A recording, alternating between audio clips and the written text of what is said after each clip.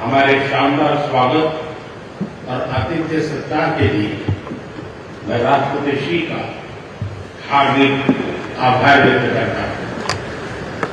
आज उज्बेकिस्तान का independence day है। कल किर्गिस्तान का राष्ट्रीय दिवस था। इस अवसर पर मैं दोनों लीडर्स को बधाई और शुभकामनाएं देता हूं। एक्सेलेंसी, पिछले 24 वर्षों में एससीओ का पूरे यूरेशिया क्षेत्र की एक्सटेंडेड फैमिली को जोड़ने में बहुत महत्वपूर्ण योगदान रहा। भारत ने एक सक्रिय सदस्य के रूप में हमेशा कंस्ट्रक्टिव और सकारात्मक भूमिका निभाई है। एससीओ को लेकर भारत की सोच और नीति 3 मुख्य स्तंभों पर आधारित है। एससीओ,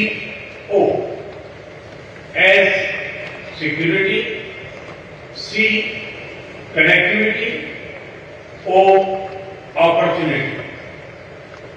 पहले स्तंभ एस यानी सिक्योरिटी के संदर्भ में मैं कहना चाहता हूं कि सुरक्षा, शांति और स्थिरता किसी भी देश के विकास का आधार है। किंतु इस मार्ग में आतंकवाद, अलगाववाद और अतिवाद बड़ी चुनौतियां हैं। आतंकवाद सिर्फ किसी देश की सुरक्षा ही नहीं बल्कि पूरी मानवता के लिए एक साझा चुनौती है। कोई देश, कोई समाज, कोई नागरिक अपने आप को इससे सुरक्षित नहीं समझ सकता। इसलिए आतंकवाद से लड़ाई में भारत ने एकजुटता पर बल दिया। इसमें एससीओ रेड्स की बहुत महत्वपूर्ण भूमिका रही। इस वर्ष भारत ने जॉइंट इंफॉर्मेशन ऑपरेशन को लीड करते हुए अल कायदा और इससे जुड़े आतंकी संगठनों से लड़ने का इनिशिएटिव किया। हमने रेडिकलाइजेशन के विरुद्ध समन्वय बढ़ाने और मिलकर कदम उठाने का भी प्रस्ताव रखा। टेरर फाइनेंसिंग के खिलाफ आवाज उठाई। इसमें मेरे समर्थन के लिए मैं आभार व्यक्त करता हूं। एक्सेलेंसी, भारत पिछले 4 दशकों से निर्मम आतंकवाद का दंश झेल रहा है। कितनी ही माताओं ने अपने बच्चे खोए और कितने बच्चे अनाथ हो गए। हाल ही में हमने पहलगाम में टेररिज्म का बहुत ही घिनौना रूप देखा। इस दुख की घड़ी में जो मित्र देश हमारे साथ खड़े रहे, मैं उनका आभार व्यक्त करता हूं। यह हमला केवल भारत की अंतरात्मा पर ही आघात नहीं था, यह मानवता में विश्वास रखने वाले हर देश, हर व्यक्ति को खुली चुनौती थी। ऐसे में प्रश्न उठना स्वाभाविक है, क्या कुछ देशों द्वारा आतंकवाद का खुलेआम समर्थन हमें स्वीकार्य हो सकता है? एक्सेलेंसी, हमें स्पष्ट रूप से और एक स्वर में कहना होगा कि आतंकवाद पर कोई भी डबल स्टैंडर्ड स्वीकार्य नहीं होंगे। हमें मिलकर आतंकवाद का हर रंग में, हर रूप में विरोध करना होगा। ये मानवता के प्रति हमारा दायित्व है। एक्सेलेंसी, हमने दूसरे स्तंभ सी यानी कनेक्टिविटी पर अपने विचार रखना चाहूंगा। भारत का हमेशा से मत रहा है कि मजबूत कनेक्टिविटी से केवल व्यापार ही नहीं बल्कि विश्वास और विकास के द्वार भी खुलते हैं। इसी सोच के साथ हम चाबहार पोर्ट और international north south transport corridor जैसे इनिशिएटिव पर काम कर रहे हैं।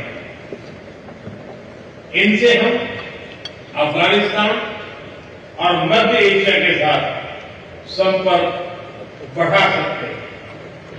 हमारा मानना है कि कनेक्टिविटी के हर प्रयास में संप्रभुता और क्षेत्रीय अखंडता का सम्मान होना चाहिए। यही एससीओ चार्टर के मूल सिद्धांतों में भी विदित है।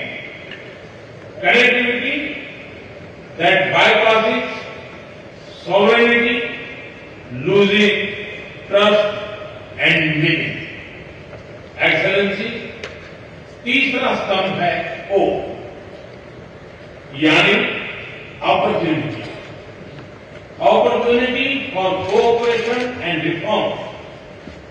2023 में भारत की अध्यक्षता के दौरान नई ऊर्जा और विचारों का संचार हुआ।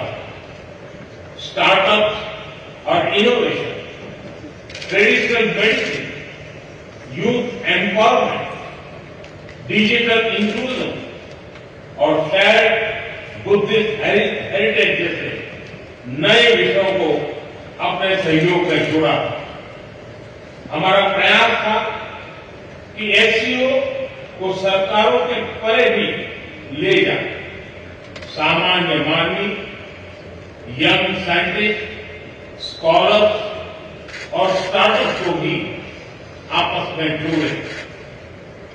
हमारे पीपल टू पीपल टाइम को दृढ़ता देने के लिए मैं आज एक और सुझाव रखना चाहूंगा। एससीओ के अंतर्गत एक सिविलाइजेशन डायलॉग फोरम बनाया है।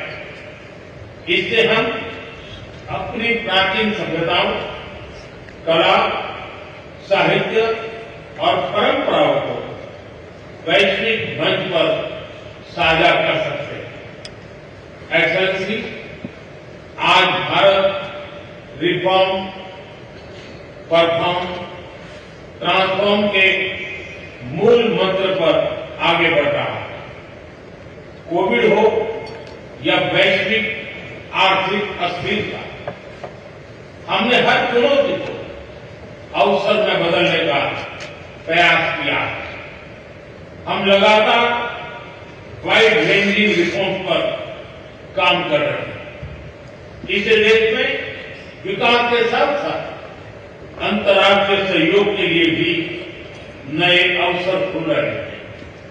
मैं आप सभी को भारत की विकास यात्रा से जुड़ने के लिए आमंत्रित करता हूं। एक्सेलेंसी, यह खुशी की बात है कि एससीओ भी समय के अनुरूप इवॉल्व हो रहा है। ऑर्गेनाइज्ड क्राइम, ड्रग ट्रैफिकिंग और साइबर सिक्योरिटी जैसे समकालीन चुनौतियों से निपटने के लिए 4 नए केंद्र बनाए जा रहे हैं। हम इस रिफॉर्म ओरिएंटेड माइंडसेट का स्वागत करते हैं। वैश्विक संस्थानों में रिफॉर्म्स के लिए एससीओ सदस्य आपसी सहयोग बढ़ा सकते हैं। संयुक्त राष्ट्र की 80वीं वर्षगांठ के अवसर पर हम एकमत होकर यूएन रिफॉर्म का आह्वान कर सकते हैं। ग्लोबल साउथ की आकांक्षाओं को आउटडेटेड फ्रेमवर्क में कैद रखना भावी पीढ़ियों के प्रति घोर अन्याय है। नई पीढ़ी के बहुरंगी सपनों को हम पुराने जमाने की ब्लैक एंड व्हाइट स्क्रीन पर नहीं दिखा सकते। स्क्रीन बदलनी ही होगी। एससीओ मल्टीलेटरलिज्म और इंक्लूसिव वर्ल्ड ऑर्डर का मार्गदर्शक बन सकता है। मुझे खुशी है कि इस महत्वपूर्ण विषय पर आज एक स्टेटमेंट जारी किया जा रहा है। एक्सेलेंसी, हम सभी पार्टनर्स के साथ समन्वय और सहयोग के साथ आगे बढ़ रहे हैं।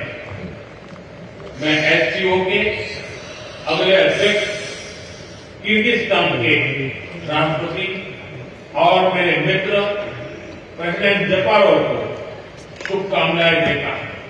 बहुत बहुत धन्यवाद।